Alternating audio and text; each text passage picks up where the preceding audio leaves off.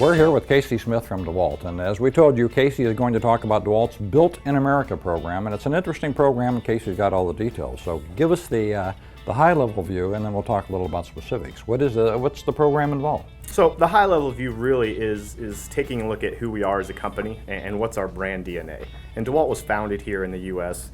We pride ourselves on making some of the industry-leading performance and durability-wise power tools and accessories in the market, and those are used by people that build our country, right? So we are looking at how can we continue to invest in our tool manufacturing and bring it back to U.S. soil at the same time. How are you doing with that?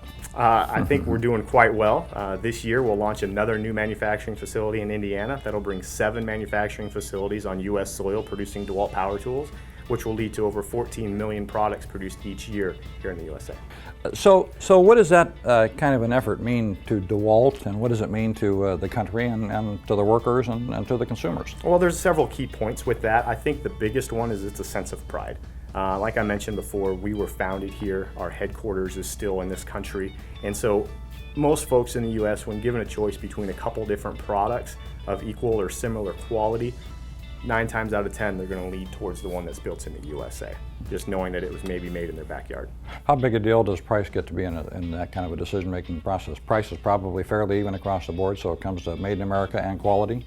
Made in America and quality are two #1 priorities of ours for sure. Right. And the other thing that works well for us is efficiency too. Yeah. So when you talk about price, we can manufacture a product in the morning, we can have it in the distribution center after lunch, and then that evening it's on its way out the door to the customer. And how many things can you say that about in this world that you know, produced, delivered within a matter of days virtually? So. Right. So what has it done for, well, you? For example, how do you feel about the program? What's it done for your... You know, I've been with this company for over 10 years, and when we started this initiative a few years ago, it was something that still gives me goosebumps to talk about. It's one of the proudest moments I've had working for this company. And you're talking about products that are well-made with global materials, I assume? I mean, you can't do everything here, correct? That's correct.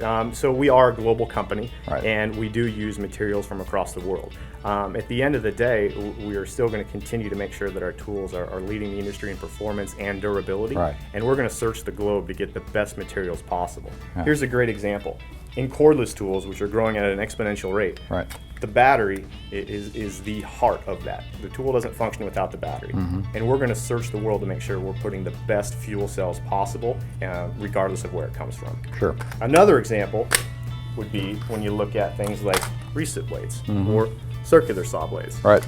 These, we say, built in the USA with global materials because wherever possible, we're actually using recycled steel. And that steel might come from here in the U.S., but it might come from overseas as well. So we're just really talking about full disclosure. Right, and fabrication of these things would occur here, but with materials that maybe the recycled materials that come from elsewhere. Right. The idea is to provide a Made in America experience with a value proposition with quality materials. Correct. Great. Casey, thanks for being with us. And I'll tell you what, there are a lot of great brands to choose from on toolbarn.com, and we have a special page, a Made in America page on toolbarn.com's website. So check that out.